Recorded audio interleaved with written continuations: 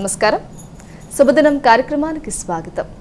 మేషరాశి నుంచి మీనరాశి వరకు ద్వాదశ రాశుల వారందరి ఫలితాలు ఈరోజు ఏ విధంగా ఉన్నాయి, అలాగే ఈరోజు ద్వాదశ రాశుల వారందరూ కూడా పాటించాల్సిన పరిహారాలు, తీసుకోవాల్సిన జాగ్రత్తలతో పాటు నేటి పంచాంగ వివరాలు, అలాగే నేటి వైశిష్ట్యం ఇత్యాది అంశాలన్నీ కూడా పూర్తిగా తెలియజేసేందుకు మనతో పాటు ఉన్నారు విశ్వవిద్యాలయ అగ్రశ్రేణి, తొలి మహిళ, జ్యోతిష్య, వాస్తుశాస్త్ర పట్టభద్ర, పంచాంగకర్త, జ్యోతిష్య మహోపాధ్యాయ, అలాగే జ్యోతిష శాస్త్రంలో PhD గోల్డ్ మెడలిస్ట్ అయినటువంటి డాక్టర్ ఈడ్పుగంటి పద్మసరాణి గారు.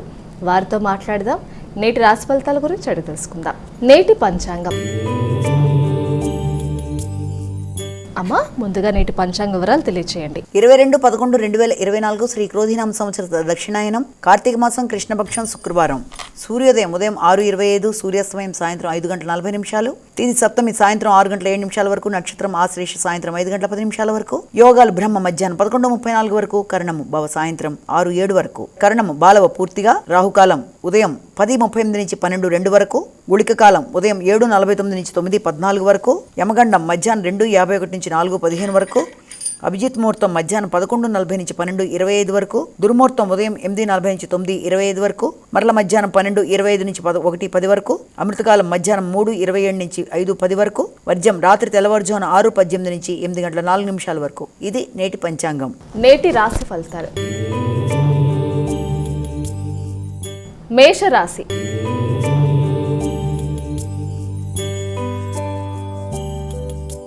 అమ్మా, మేషరాశి వారికి ఈరోజు ఎలా ఉంది? మేషరాశిలోకి వచ్చే నక్షత్రాలు తీసుకున్నట్లయితే అశ్వని, భరణి, కృత్తిక 1వ పాదం. మేషరాశి వారికి ఈ రోజున ఆశించిన ఫలితాలు: విద్యాపరంగా అభివృద్ధి, వృత్తి వ్యాపార వ్యవహారాలు అనుకూలతలు సిద్ధింప జరిగే విధంగా ముందుకు పెడతారు. అలాగే నూతన విషయాలు నేర్చుకుంటారు. ఆహారం మొదలైన విషయాల్లో వాళ్ళకి అనుకూలతలు బాగుంటాయి. అలాగే వ్యవసాయ సంబంధమైన విషయాల మీద దృష్టి ఎక్కువ సారిస్తారు. విద్యాపరమైన విషయాలలో ముఖ్యంగా విద్యార్థులకు చాలా వరకు అనుకూలంగా ఉంటూ ముందుకు వెళ్ళే అవకాశాలు లాంటివి కనబడుతున్నాయి. వృషభ రాశి.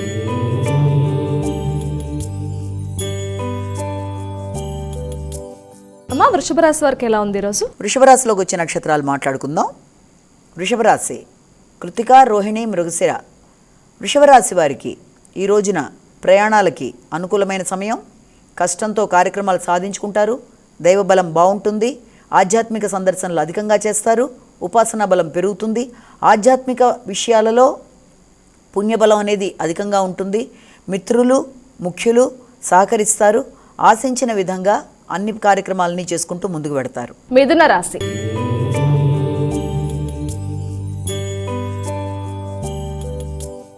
మిథున రాశి వారి ఫలితాలు ఎలా ఉన్నాయి? మిథున రాశిలోకి వచ్చే నక్షత్రాలు తీసుకుందాం. మిథున రాశిలో ముందుగా మనకి ఈ యొక్క మృగశిర, ఆరుద్ర, పునర్వసు 3 పాదాలు ఇదంతా కూడా మిథున రాశిలోకి వస్తాయి. మిథున రాశి వారికి ముఖ్యంగా ఆర్థిక అంశాలు అనుకూలంగా ఉంటాయి. ఆకస్మిక వ్యక్తుల కొరకు ఖర్చులు చేయవలసిన పరిస్థితి రావడం, అలాగే రుణములకు సంబంధించిన విషయాలలో ఇతరులకు అవసరమైతే మీరు రుణం ఇవ్వాల్సిన పరిస్థితి రావడం లాంటిది. ముఖ్యమైన విషయాలు తాత్కాలికంగా వాయిదా పడడం కానీ, లేకపోతే ఎంత కష్టపడ్డా తగిన ప్రతిఫలం రావటం లేదు వృత్తిపరమైన అభివృద్ధి విషయంలో అన్న ఆలోచనలు కానీ కొంత మిశ్రమ ఫలితాలు ఇచ్చే అవకాశం ఉన్న రీత్యా అనవసర విషయాల గురించి ఎక్కువ బాధపడకుండా వీలైనంతవరకు ప్రశాంతంగా ఆలోచించి నిర్ణయాలు తీసుకున్న మీదట మానసిక, శారీరక ఆరోగ్యాలు కూడా అనుకూలంగా ఉంటాయన్న విషయాన్ని జ్ఞాపకం పెట్టుకోవాలి. కర్కాటక రాశి.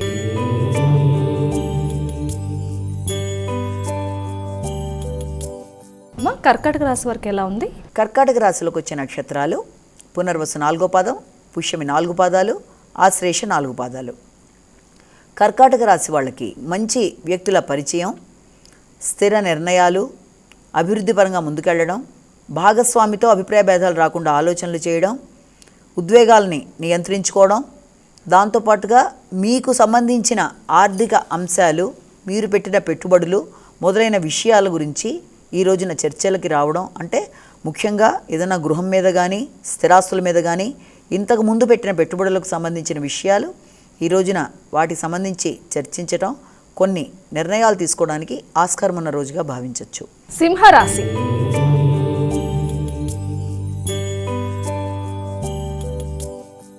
అమ్మ సింహరాశి వారికి ఫలితాలు ఎలా ఉన్నాయి ఈరోజు? సింహరాశిలోకి వచ్చే నక్షత్రాలు మఖ, పుబ్బ, ఉత్తర 1వ పాదం. సింహరాశి వారికి దీర్ఘకాలిక పెట్టుబడులు, దూర దేశాల నుంచి ఆహ్వానాలు మొదలైన వాటికి అవకాశం ఉంది. అలాగే ఆరోగ్యపరమైన విషయాలలో ఎక్కువ శ్రద్ధ చూపిస్తారు. నిద్రకు సంబంధించి శ్రద్ధ తీసుకోవాలి. ఆరోగ్యం మీద, నిద్ర మీద, పెట్టుబడుల మీద కొంత దృష్టి సారించాలి. ముఖ్యమైన వ్యక్తుల్ని కలవడం, తల్లిదండ్రులకు సంబంధించిన విషయాలలో వారి యొక్క నిర్ణయాలకి అనుగుణంగా వెడుతూ విద్యార్థులు విద్యాపరమైన విషయాల్లో, ఉన్నత విద్యకు సంబంధించిన విషయాల్లో ఖర్చులు పెడుతూ ముందుకు వెళ్ళే అవకాశాలు లాంటివి కనబడుతున్నాయి. కన్యా రాశి.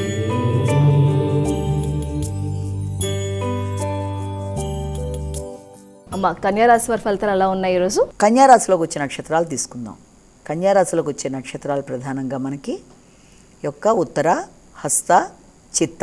ఈ రోజున వాతావరణం చాలా వరకు అనుకూలంగా ఉంది. ఆశించిన ఫలితాలు సాధిస్తారు.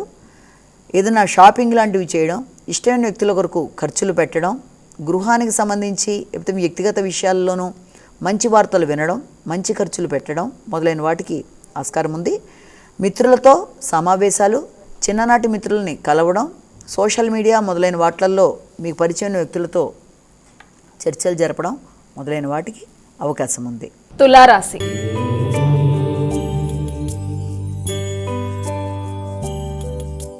తులారాశి వారికి ఎలా ఉందండి ఈరోజు? తులారాశిలోకి వచ్చే నక్షత్రాలు తీసుకుందాం.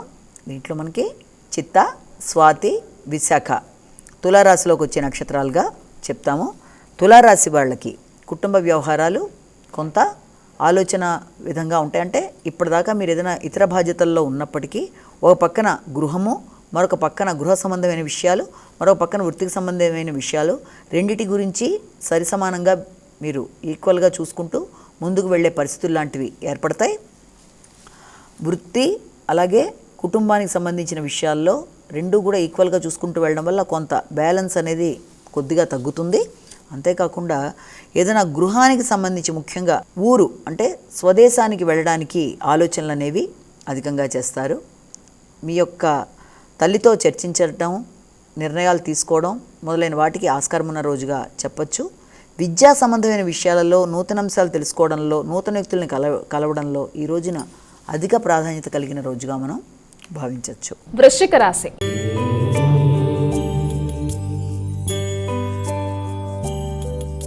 మా వృశ్చిక రాశి వారికి ఎలా ఉంది ఈరోజు? వృశ్చిక రాశిలోకి వచ్చే నక్షత్రాలు విశాఖ, అనురాధ, జ్యేష్ఠ. ఈ వృశ్చిక రాశి వాళ్ళకి దూర ప్రయాణాలకి అవకాశం ఉంది. సంఘంలో గుర్తింపు, గౌరవం అనేది ఏర్పడుతుంది. సామాజిక సేవ చేస్తారు. సంతృప్తి పెరుగుతుంది. ఆధ్యాత్మిక ఆలోచనలు బాగుంటాయి. ఉన్నత విద్యకు సంబంధించిన విషయాలు అనుకూలంగా ఉంటాయి. అయినప్పటికీ ముఖ్యంగా సంతానంతో అపార్థాలు రాకుండా ఆలోచనలలో విషయంలో కానీ లేకపోతే ఘర్షణలకు తావివ్వకుండా చక్కగా ఆలోచించి వాళ్ళతో మీరు సమన్వయపరుచుకున్న ఆలోచనలతో ముందుకు వెళ్ళినట్లయితే సమస్యల్ని సులభంగా అధిగమించవచ్చు. ధనస్సు రాశి.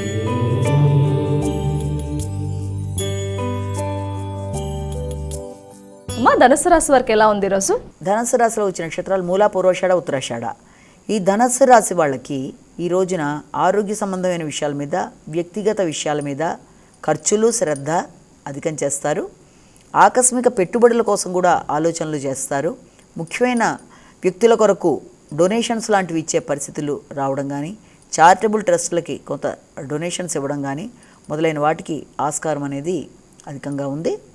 అలాగే రీసెర్చ్ సంబంధించిన విద్యార్థులకి రీసెర్చ్కి సంబంధించి కొత్త అవకాశాలు, అలాగే ఆల్రెడీ రీసెర్చ్ చేస్తున్న వాళ్ళకి మీ యొక్క శ్రమకి తగిన గుర్తింపు, గౌరవం లభించడం మొదలైన వాటికి అవకాశం ఉన్న రోజుగా భావించవచ్చు. మకర రాశి.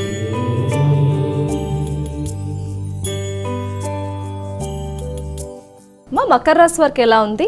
మకర రాశిలోకి వచ్చే నక్షత్రాలు తీసుకున్నట్లయితే ఉత్తరాషాఢ, శ్రవణం, ధనిష్ట 2 పాదాలు. ఈ మకర రాశి వాళ్ళకి భాగస్వామి వ్యవహారాలు చాలా వరకు అనుకూలంగా ఉంటాయి. ముఖ్యంగా జీవిత భాగస్వామితో చర్చించి కొన్ని కీలక నిర్ణయాలు తీసుకుంటారు. స్నేహ సంబంధాలు అనుకూలంగా ఉంటాయి. నూతన వ్యక్తుల్ని కలుస్తారు. వృత్తిలో గౌరవం పెరుగుతుంది. నూతన వృత్తుల్లో మీరు పడిన శ్రమకి తగిన గుర్తింపు, గౌరవం అనేది లభిస్తుంది. కళాకారులకు విశేషంగా అనుకూలమైన సమయం. జీవిత భాగస్వామితో అపార్థాలు లేకుండా ముందుకు వెళ్ళినట్లయితే చాలా విషయాలలో మీరు విజయాన్ని సాధించడానికి ఆస్కారం ఉంది. కుంభరాశి.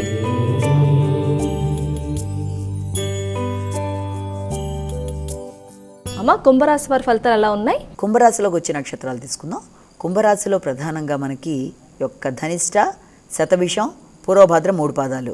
ఈ కుంభరాశి వాళ్ళకి పట్టుదల పెరుగుతుంది, కష్టంతో పనిచేస్తారు, కొన్ని లక్ష్యాలు పెట్టుకుని లక్ష్య దిశగా ప్రయత్నాలు చేస్తారు, అనుకున్న ఫలితాలు సాధిస్తారు, రోగనిరోధక శక్తి పెరుగుతుంది, రుణాలు ఏదన్నా ఉన్నా వాటిని తీర్చడం, నూతన రుణముల కొరకు చేసే ప్రయత్నాలు అనుకూలతని సిద్ధింపజేస్తాయి. అయితే సంఘంలో పేరు పొందిన వ్యక్తుల సహాయ సహకారాలతో అనుకున్న పనులు సాధించడానికి మీరు అన్ని రకాలుగా అనుకూలమైన సమయంగా భావించవచ్చు. ముఖ్యంగా దూర ప్రదేశాల్లో వృత్తి కొరకు ప్రయత్నం చేసే వాళ్ళకి అవకాశాలు అనేవి వచ్చే పరిస్థితిగా భావించవచ్చు. ముఖ్యంగా మీ తోబుట్టువుల ద్వారా కానీ మీ యొక్క స్నేహితుల వల్ల కానీ నూతన అవకాశాలకి నాంది పలికే రోజుగా వృత్తిపరంగా మనం భావించవచ్చు. మీనరాశి.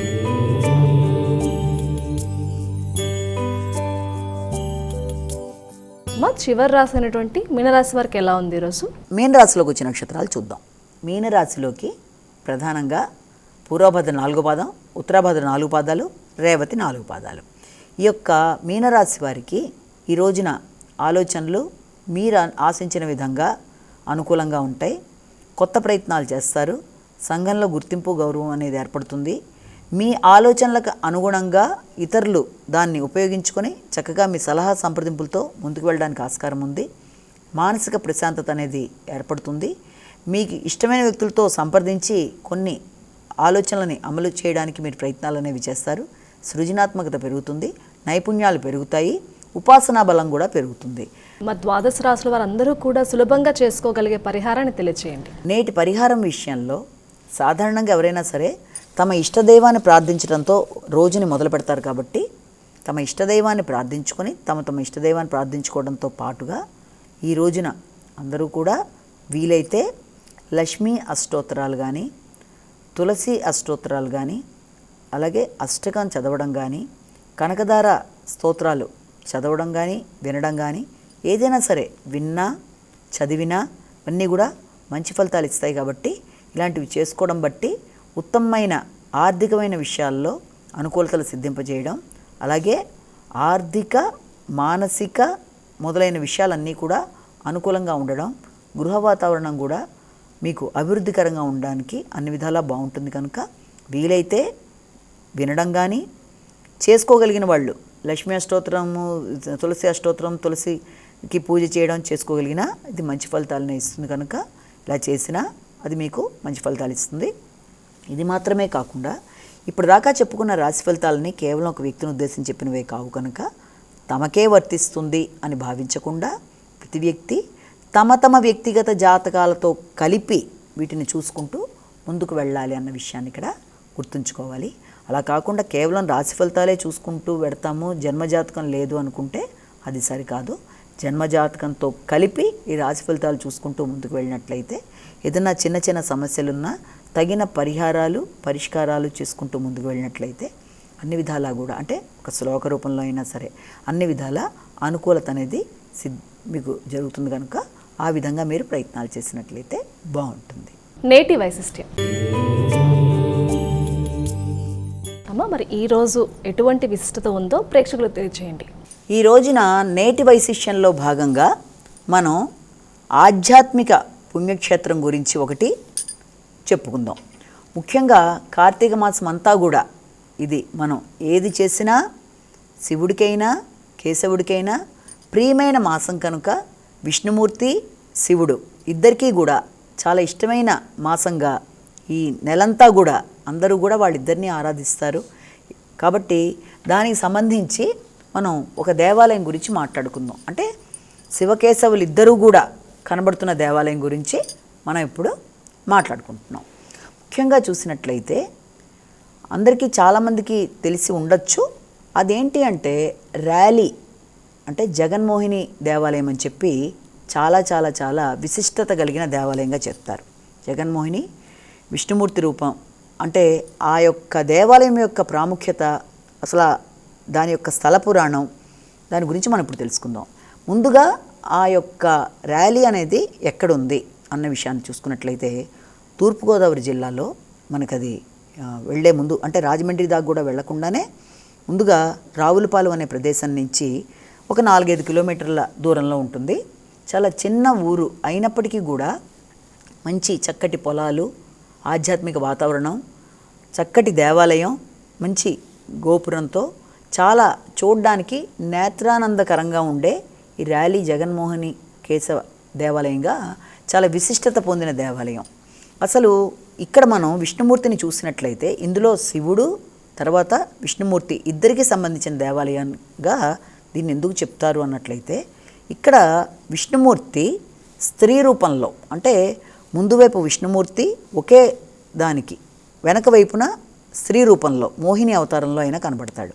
దీనికి సంబంధించిన స్థల పురాణం గురించి చెప్పినప్పుడు ఏం చెప్తారంటే, పాల సముద్రాన్ని చిలికినప్పుడు అమృతం అనేది రాగానే అమృతం తమకు కావాలని దేవతలు రాక్షసులు ఇద్దరూ కూడా వైరం ఏర్పడినప్పుడు ఆ సమయంలో వాళ్ళ వైరాన్ని తీర్చడానికి విష్ణుమూర్తి అందమైన స్త్రీ రూపంలో ఆయన రావడం, మోహిని రూపంలో వచ్చి ఇక్కడ విష్ణుమూర్తి రూపంలో వచ్చిన ఆయన మొత్తం ఈ యొక్క అమృతాన్ని రాక్షసులకు అందనీయకుండా కేవలం వీళ్ళకి మాత్రమే ఇచ్చే విధంగా ఆయన చేసిన ప్రయత్నంలో ఆయన యొక్క రూపాన్ని చూసి ముగ్ధులైపోయినట్టుగా వ్యక్తులందరూ కూడా, అంటే రాక్షసులు దేవదానవులు అందరూ కూడా ఆయన అందమైన రూపానికి వాళ్ళందరూ షాక్ అయిపోయేంత అందంగా ఆయన వచ్చి స్త్రీ రూపంలో ఆయన అమృతాన్ని పంచిన విధానం ఇందులో ఒక ప్రధానమైన కథగా చెప్తారు.